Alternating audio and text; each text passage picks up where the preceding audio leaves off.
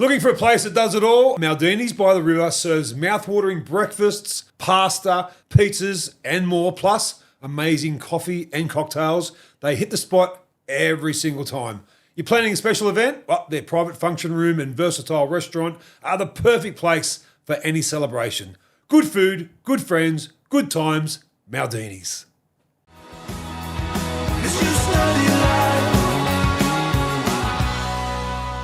Welcome back to Life in 5, the podcast where we dive into the 5 key moments that have shaped some of the most interesting people in sport, the media, and entertainment. I'm MG, and today's guest is part of one of rugby league's most famous families. From the tough fields of England to the bright lights of the NRL, Luke Burges carved out his own path in a game dominated by headlines and heavy hits. A proud brother, a gritty competitor, and a story all his own. It brings me great pleasure to introduce one of the Burgess brothers, the oldest Burgess brother, Lukey boy. Luke Burgess, welcome to Life in 5. Very nice, mate. Thanks. What a beautiful intro. Oh, it's a mate, pleasure to be here. You've had such a life. You and your brothers and your mum have captured our hearts from the way you just sailed straight into our living rooms, and every one of you had a smile on your face. Before we get into your photos, which are fantastic photos, what's Luke Burgess doing these days? These days, I'm now in property, so working in the property investment space. Just actually started my own business. Give it a plug. Business is called Buy Burgess. B-Y? B-U-Y. Oh, Buy Burgess. Yeah, okay. Helping people buy investment properties. So the website's all up and running now, buyburgess.com.au, and absolutely loving it. It's great. I saw you recently at Save Our Sons, which was a charity close to our hearts. You always make time for others, and that's one thing that I've noticed about you in post-retirement. You've always put your hand up for charity events. Yeah, I mean, you mentioned Save Our Sons. Elliot Eade, who's the founder and a father of a young boy affected by Duchenne muscular dystrophy. Great guy, and does some great things for his own charity. Myself, I love to raise money for charity. At the moment, I'm doing a challenge, a bit of I think I'm crazy, but it's for motor neuron disease, which is obviously a charity very close to my heart, obviously with my father who passed away from motor neuron disease, but also a teammate of mine, Rob Burrow, of course, from the Leeds Rhinos.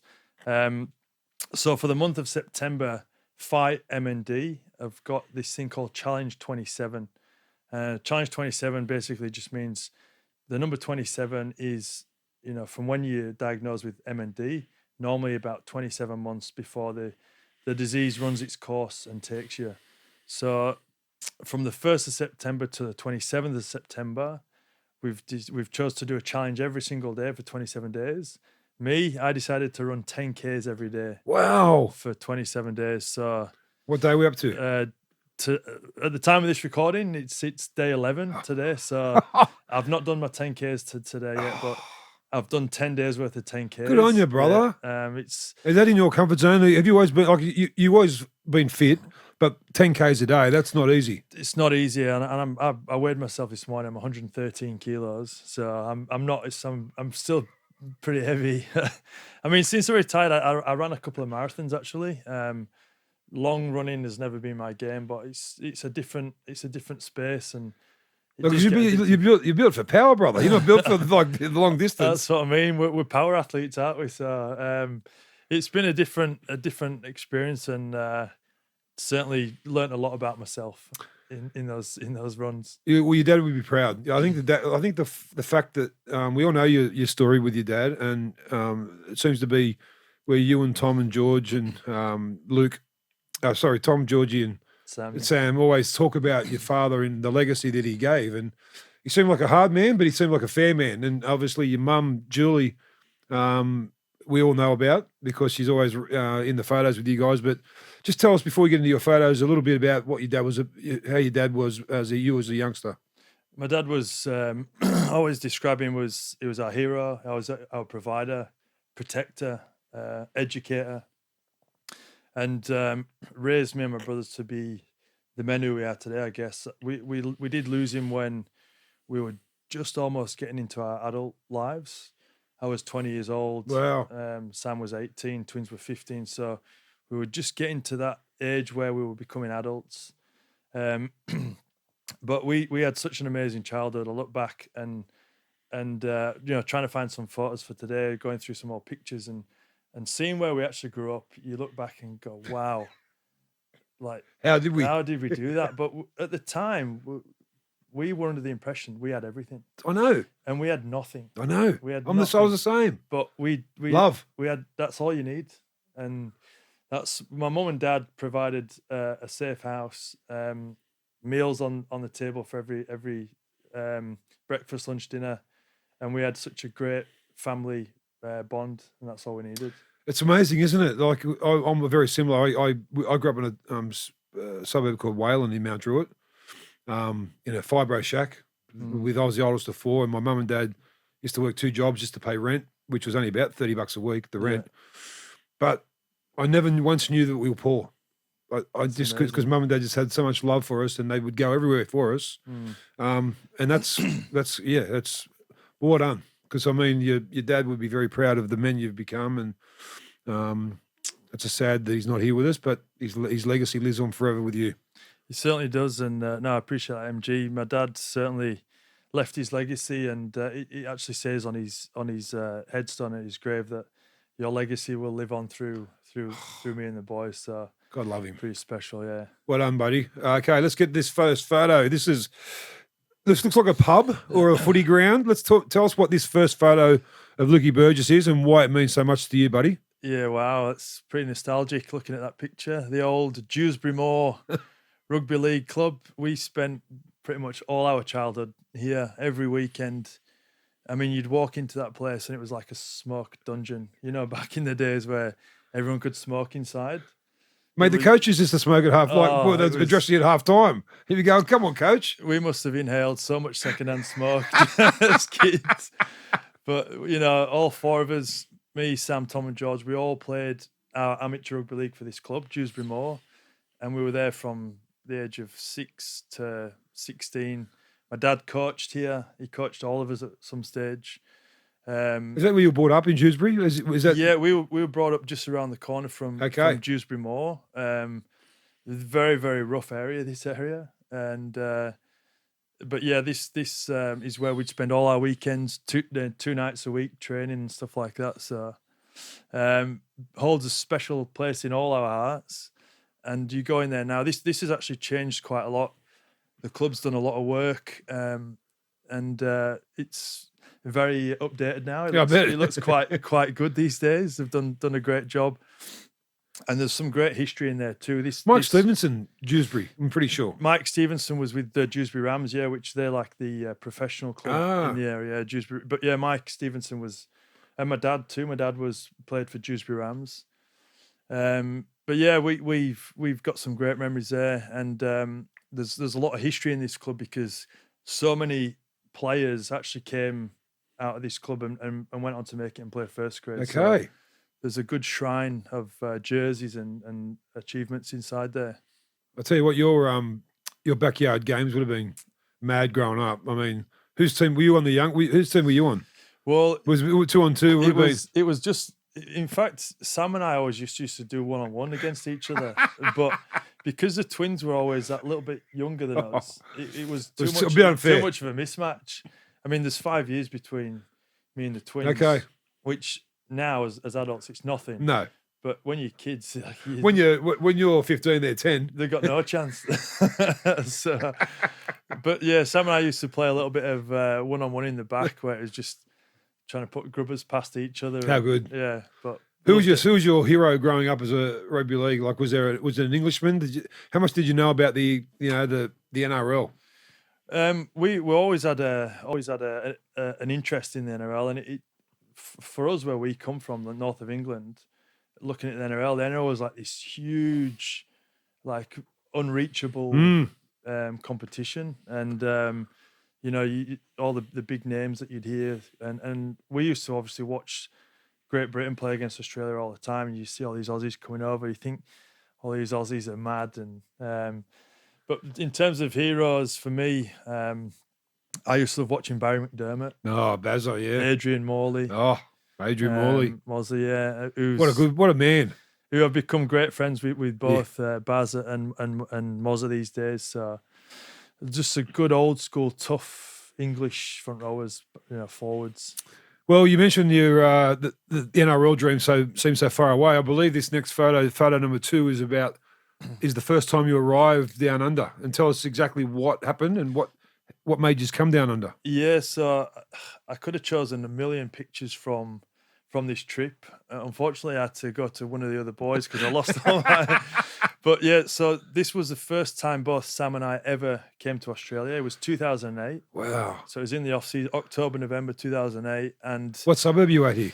This is in Byron Bay. Ah. We're just about to go kayaking in Byron Bay. It was such a great day. We saw dolphins. We saw whales. We saw everything. And although this wasn't the first place we landed, when we first came to Australia, we got to Coogee. And I remember this moment so well. Sam and I, we both swam out past the waves, past where all the waves were breaking, which was really weird for us to do that because pommies, you know what pommies are like, thinking there's a rip there, brother. There's sharks everywhere. And we just looked back towards the beach, and it was a beautiful day. The water was crystal clear. We just said to each other, we need to come out here and try and we've got to have a crack.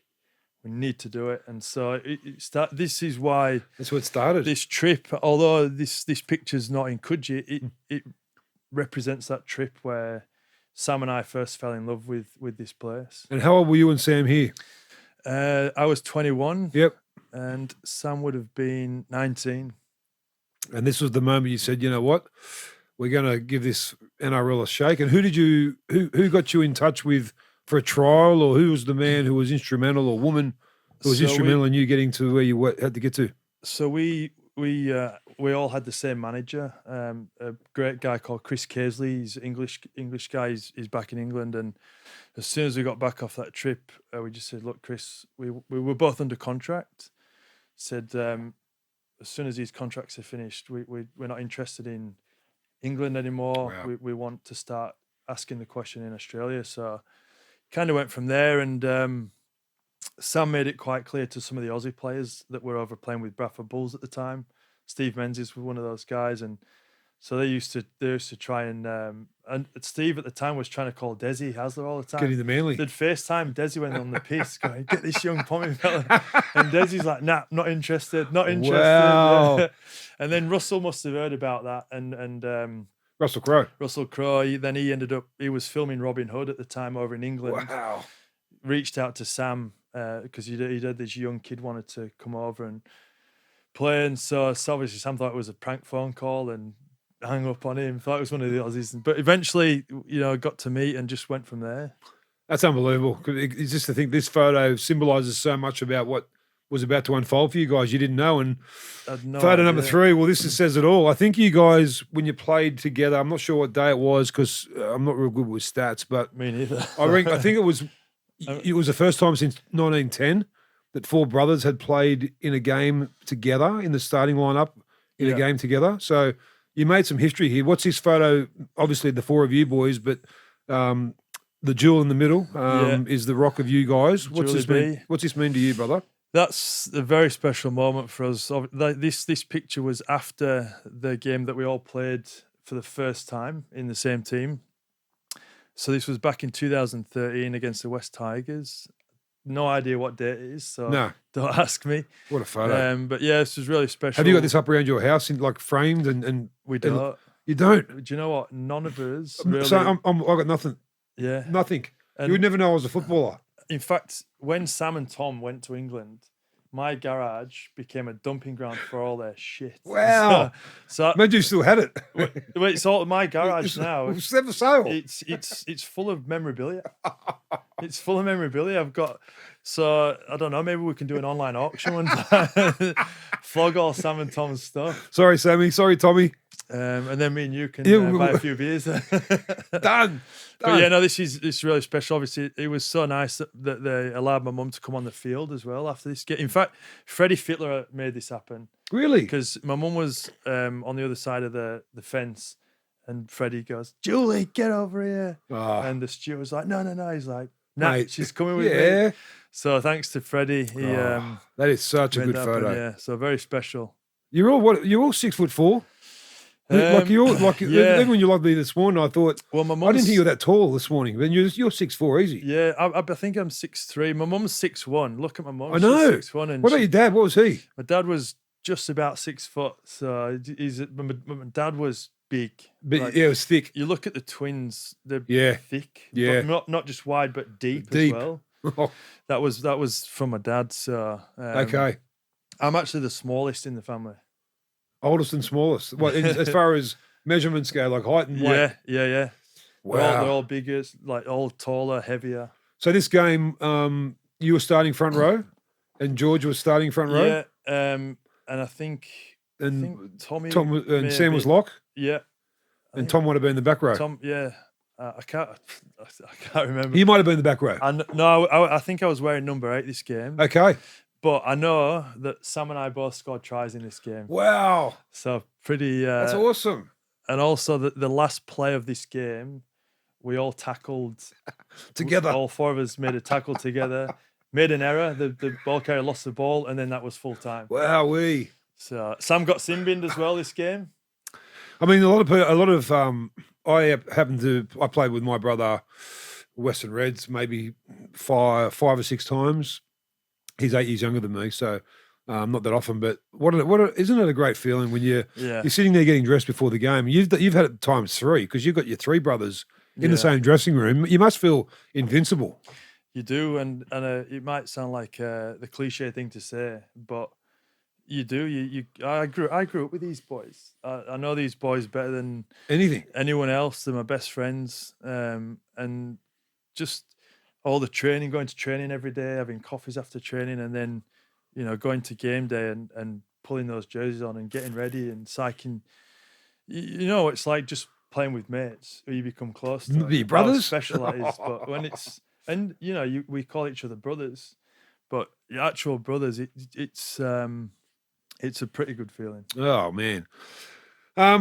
Photo number 4 is this is a photo of you lads and Jules again. But why is this photo on your reel? Was it significant because of what Sammy's carrying there in his lap? Yeah, so very significant time for me, but also our family. The first ever child born from grandchild. Brothers. Yeah, so that's my daughter Grace, who's now 12. What? Yeah, she's 12. You're a 12-year-old. I've got a 12-year-old. Yeah. So firstborn in the family, my firstborn. So very, very special and big moment in my life. She made me a father for the first time. Oh wow! Who's the most doting uncle? Who got Clucky the first out of your brothers? Do you know what? I think it was George. Probably George, the most cluckiest. But all 3 of them are just great fathers. They are such good fathers. We've all got we've all got amazing children. So that's your first grandchild, Jules' first grandchild. Yeah. How many have you got now? She's now got 12. 12 between 4 of you. With one more on the way. Okay, what's the breakup? You've got 3? We've all got 3 each. We've all got we've all got 3 each, and we've all got 2 girls and 1 boy. No way. So what? Yeah. And who's breaking the rule? Who's got one on the way? Sam. So he's got his 4th on the way. His 4th on the way. Yeah. That's amazing. I know. In fact, I think his wife's due in a month's time. So you grew up with no sisters. No sisters. What about there's no manual when you're having kids? How different is it when you have a daughter? Don't you just start to melt more? You do, you do, and I just presumed I was going to have boys. I just thought, of course, I've just thought, of course, we're just going to have boys, and then a little girl came along, and it's just for me that relationship between a dad and his daughter is so special. My second child, I had another girl as well, and then I was thinking, do you know what? I've actually got 3. I've got another picture coming up as well, but I would have been so happy to have all girls because I just think girls are just. Boys are more trouble. Yeah, well, we've been boys. We're fucking more trouble, man. Wow. And you know what? I think as I've got 3 daughters, 2 sons, I think my daughters are going to be around a lot longer to look after me. I think the boys just go, see, old man. Yeah. But the girls go, Dad, you're right. Do you want anything? Yeah. So yes, darling, go get me a coffee. But so, yeah. Okay, here we go. This is the photo that this almost looks like the other one, but you've aged a bit here. You're 12 years older, and this is what your son. Like a fine wine, MG. You are, buddy. So yeah, I skipped my second child. Why is that? Because another girl. So okay. But the reason why I wanted to show you this picture is because this is my son being born, and I don't know if you can relate with me on this one, MG, but it was when my daughters were born, it was such a different feeling to when my son was born. Of course. And I felt it instantly. When because I didn't find out what I was having. My son was born, and the doctor said, "Yeah, you've got a little boy." I don't know. I had this weird feeling like it's amazing. Like this is different. It's a different responsibility now. I'm not a father to a girl, which is a huge responsibility in itself. But the father to a son who's eventually one day going to be a man. It's our job to make sure we raise good boys who are going to turn into good men. Bloody oath, brother. Which is I go back to my father. Wow, that's awesome, man. And so that feeling was such a profound feeling, and that's why I wanted to include this picture because, you know, it's my first son. And my goosebumps have gone from my legs to my arms to the back of my head. And I'm going, fuck, and now this is spinning me out because I think too straight away you know that someone's going to carry your last name as well. Exactly. Which is you girls don't. The girls are going to marry someone who we say to marry or we okay, no, of course not. But you're right. You're so right. I had my son first, and straight away I thought about the things you say. It's I'm a man's man. Yeah. My son all of a sudden has got the same last name as me. And I've got to teach him everything I can to make sure he becomes the man that we want him to become. Exactly, yeah. And especially in today's world where, you know, it seems to be tougher for men these days. Of course it is. It's tough for everyone. So it's really important that we're a good role model for these boys to make sure they grow up with respect for women. And so that's why that was a very special time for me. Okay, well, them photos, man, that is a snapshot of Luke Burges's life, and I hope you've enjoyed it as much as I have because I've been sitting here for the last 20 minutes just with goosebumps going through me. It's just it was awesome, buddy. It was so good. Now we get to the fun part. I should have sent you this through the week, but I didn't. So, but I'm pretty sure you'll come up with the right answers. Number one, what's your favourite band? Favourite band? Wow. Okay. There's some great English bands. There is. Kaiser Chiefs. Yeah. Obviously, you can't go past Oasis. Oasis. Are you going to try and see them in their new tour? Like, are they coming here? They are. I'm pretty sure they are. But well, you know that. Would they know you? Would they know the Burgess boys? I don't think so. No, I don't think so. I bumped into Liam in Manchester randomly. A mate of mine, Mark Flanagan. Remember Mark Flanagan? Yes. He came and played at the Tigers. Yes. He's got a coffee shop in Manchester, and Liam used to go in there and have coffee. Okay. So I bumped into it, but no, I don't think he'd know who we are. Well, favorite song. What's your favorite song of all time? Favorite band. You didn't answer that, did you? I've been to see the Kings of Leon. You know, Kings of Leon? Sex on Fire, baby. Yeah. So I've seen them live. They were brilliant. So I'd probably say favorite band would be Kings of Leon. Yeah. They're all related too. I think they're all brothers. Oh, really? I think they are. Producer Nick. Would you know that? No. Nick's our Teskey brothers. Brothers, like 3 or 4 brothers. I think there's 3 brothers and 1 cousin. Okay. In the Kings of Leon. That's probably why I love them so much. I didn't even know. There you go. See, life in 5, you learn something every day. What's your favourite song, Lukey boy? Favourite song? Wow. Do you know what? I had this conversation with my partner Tori last night because I think on one of the radio shows at the moment they're voting for the best song of all time. But it's a tough one. There's so many. What about when you were playing? Did you have a song that you'd put on your headphones just before you ran out? But not just before I ran out. But I'd like to listen to the old school power ballads. bit of Whitney or It's Mariah. the power of love. Yeah, like, very not none of the heavy stuff. Like they're really puts you in the mode. Yeah, it just gets me going. But Mariah Carey, she's probably hero. When a hero comes along, she's the with the best. strength to carry on. These boys were going to sing too much, so put that one in the catalogue as well, boys.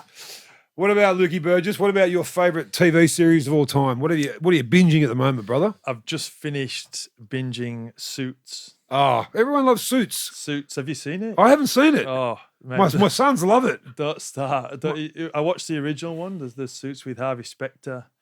It's a great show. I've completely binged that, but I'm shocking at if I start watching a TV show or a series with the missus. Same. You just got to keep watching it. It's bad. And all of a sudden it's 2 a.m. But you go, man, what are we doing? During COVID, it was all right. Oh, yeah. We'd stay up and watch. Drink, eat, watch movies. Yeah. But now I put a limit on, as I said, we're only watching one. We say 2. One, yeah. On a weekend, we can watch 2. Because I'm late to the party on Breaking Bad. Yeah. And I've just finished it. And I, obviously it was 08, started to 13. Everyone used to tell me about it, but I just didn't get time to watch it. So once me and my wife started watching it, we said to each other each night, each episode went for 47 minutes. Yeah. We said 2. So we'd have dinner by 7, quarter to 8, then we'd be in bed by 9. Always leaves you on a cliffhanger though. And then you look at your wife and go, one more? Apart from rugby league, Lucas, what's your favourite other sport? Golf. Golf? Are you good? I'm pretty good at golf. Well, I used to be very good. Well, not very good. What are we talking? What's I played off 5 for many years. Both me and Sam have always been into golf. Played for over 20 years, and in fact, Sam's been down to 1, playing off 1. Wow, Big Sammy. Big Sammy, yeah. So we've always competed against each other at golf growing up, and love my golf. I'm playing off around 10. That's good, but terrible. I'd love to be able to hold my own on a golf course. I'd love to be able to hold my own. I just can't. The golf course is such a good place to be because you're out there for 4 hours. It takes you. I've travelled everywhere playing golf. You got some beautiful places that you would never visit if you weren't playing golf. And the golf trips are. You didn't go to the Roosters recently, did you? Up the. No comment. Oh dear. What about? Okay, well, this is. I asked 2 questions here because one's not up there, but I want to know who the most famous contact in your phone is. If you had to ring somebody now who's the most famous person in your phone, who do you think that would be? Well, I mean, I think everyone knows that we've got that great relationship with Russell Crowe. So we can't really include Russell, but he'd have to be the most famous. Yes, of course. Apparently he's up for an Oscar with his latest movie. It's some German adaptation or something. He's supposed to be. Yeah. He nailed it. He's what an amazing. actor! Oh, unbelievable! So talented, and such a great guy. So down to earth, and always had time for me and my family. And that's reciprocal. I don't. Probably, I don't know, maybe Ronan Keating. Wow, Ronan Keating. That's a good one. Yeah, that's a good one. Yeah, and he comes out here and does the voice or the chairs. Yeah, the voice. Is it the voice? Yeah, I think it's the voice when they swivel. Yeah. Okay. Ronan loves his golf. Does he? Yeah, Ronan loves his golf. What was his band? Not Boys to Men. Boyzone. Boyzone. Yeah. Okay, well, that was big. What a voice he's got. So when you were growing up, did you were you Take That Man as well? Were you Robbie Williams Backstreet Boys? Backstreet Boys. Not so much Robbie Williams fan. No. But yeah, Backstreet Boys, Boyzone. I didn't mind the boy bands. Westlife. Okay, you've done something wrong. You've been a naughty boy. This is part B of number 5. You're on death row, unfortunately. What is your last meal going to consist of when you ask them for the last one? What are you going to eat? Okay, so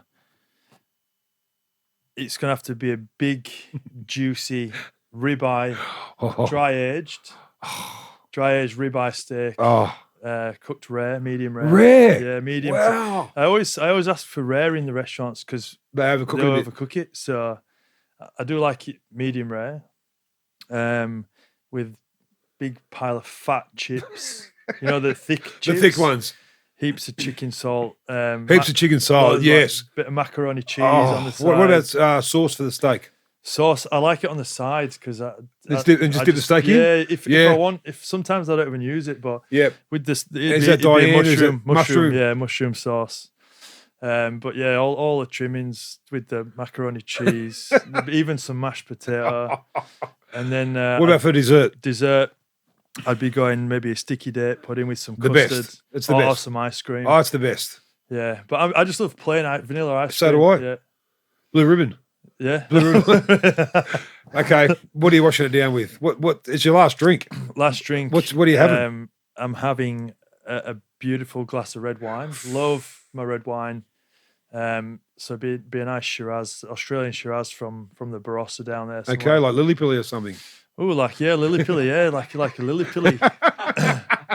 Because you know what, I've got some for you. Who would have known? You're a good segue, mate. Honestly, thank you for today. That was great. No, thank you, because coming up with those pictures, it was nice because we've got all these pictures, but we never look at them, do we? So I really enjoyed the exercise. Yeah, it was good. And that's what I want to do, because I when I started this podcast, I didn't want to dig down in research and go what they do when they're young. I want you to tell me via your photos, because these are the 5 photos that mean something to you. Yeah. And today, as I said, I had goosebumps from the day one, and it's happened to me a lot with the people I speak to, because I'm realizing how raw they are. Yeah. And I appreciate you today.